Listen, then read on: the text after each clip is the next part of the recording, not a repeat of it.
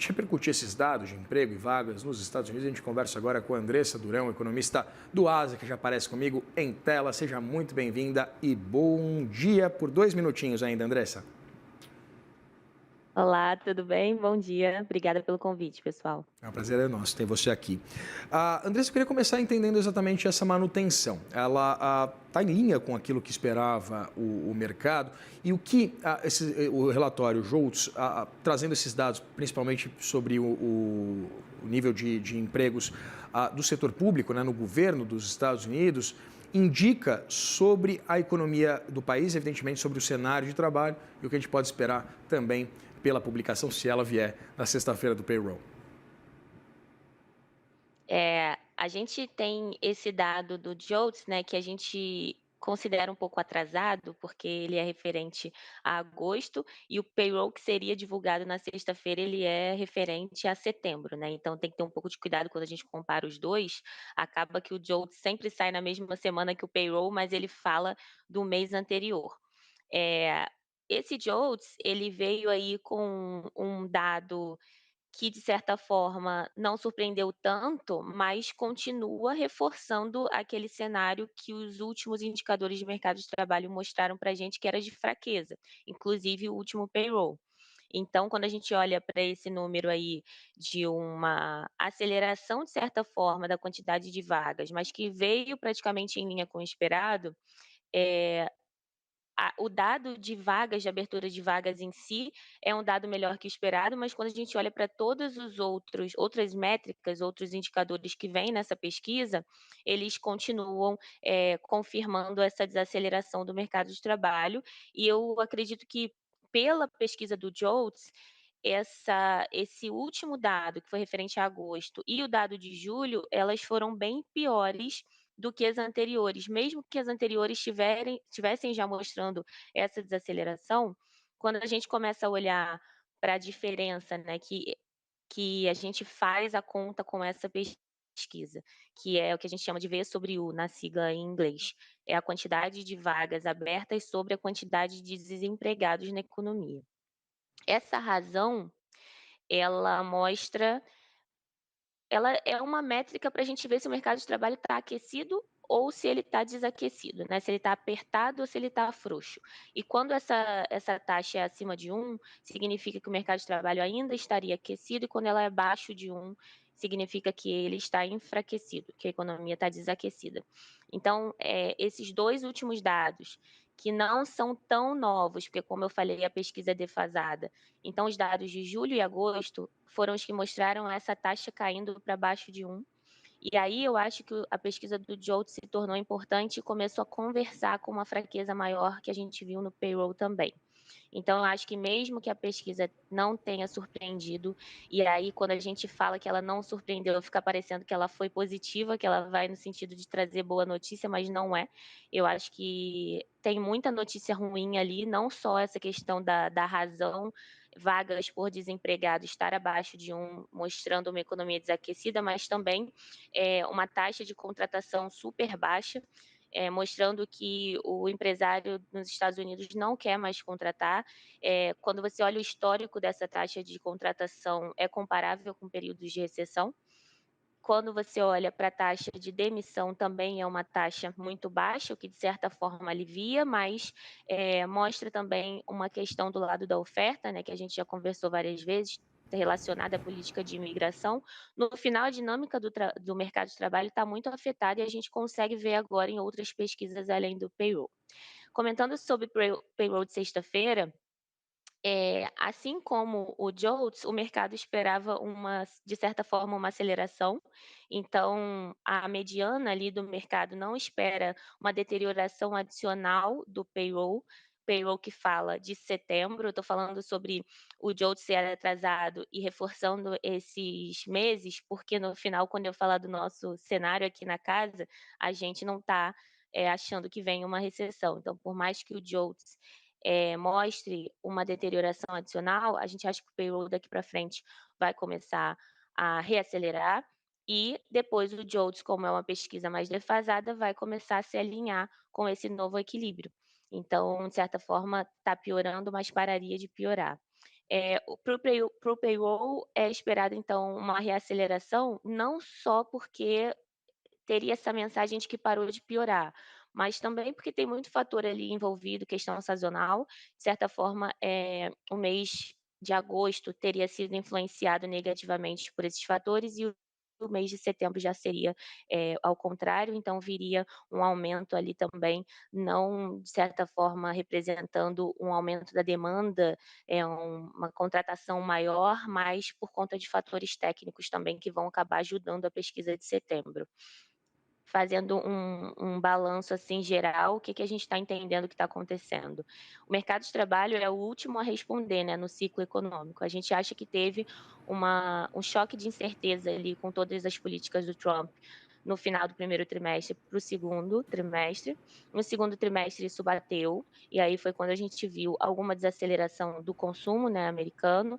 É claro que a gente está de olho nessas revisões de atividade de PIB que estão tendo. Na semana passada teve uma revisão para cima e no final a gente tem uma visão de que houve uma desaceleração do consumo, da demanda final no primeiro semestre, não foi tão forte assim, mas isso acabou, trazendo algum impacto no mercado de trabalho e agora o mercado de trabalho está respondendo a esse choque de incerteza. Então a gente acha que o pior já teria passado, o mercado de trabalho agora nesses meses, julho, agosto, setembro, mostrando ali essa fraqueza, mas a gente acha que não tem mais fraqueza para vir, tá? Então, no final, esse payroll que não deve ser divulgado, provavelmente quando for divulgado vai mostrar, algum equilíbrio ali no mercado de trabalho, a gente vai ter que olhar para ver o que que é fator técnico e o que que é realmente, perda de demanda e também de oferta, né, que a gente tem que separar agora esses 2 fatores, mas no final a gente não acha que o mês de setembro e o mês de outubro serão meses que vão trazer dados muito ruins para a gente em termos de atividade de mercado de trabalho nos Estados Unidos. Até porque pode não trazer nenhum dado, né, Andressa? Você citou exatamente essa possibilidade do payroll não ser publicado e queria entender exatamente essa possibilidade e os eventuais impactos de um atraso, né, de um travamento do ponto de vista operacional do Escritório de Estatística de Trabalho nos Estados Unidos e principalmente pensando, não só, mas principalmente, na condução também da política monetária. Como é que isso pode impactar os dados que chegam ao Federal Reserve que podem determinar exatamente a tendência do intervalo de juros por lá? Eu acho que é mais fácil você ter um impacto no mercado do que para o Fed em si, pensando que o cenário base não é que eles vão ficar mais de um mês parados, né. Então eu acho que, por exemplo, pessoas que colocam posições ali, né, para quem opera curto prazo e monta uma posição para um dia de payroll ou para outro indicador que poderia ser divulgado nesse período, acaba trazendo uma volatilidade enorme para o mercado quando você não tem esse dado. E aí você mexe, né, com as probabilidades de corte de juros ou de manutenção que seja, acaba trazendo uma volatilidade enorme para a curva de juros. Agora, pensando no Fed, eu acho que é óbvio que os membros do Fed estavam preparados para analisar esses dados nas datas, assim como a gente, mas eu acho que até o próximo FONC a gente vai ter esses dados em mãos, porque a ideia não é que se o governo parar, ele vai continuar parado até o final do no mês de outubro, que é quando acontece a decisão de política monetária. Eh, a gente tem aí a percepção de que eles ficariam uma semana, 2 semanas que seja parados, até porque a ideia é que eles não vão divulgar os dados de mercado de trabalho nessa sexta, e o próximo dado que eles não divulgariam, que seria relevante para o mercado, seria o CPI.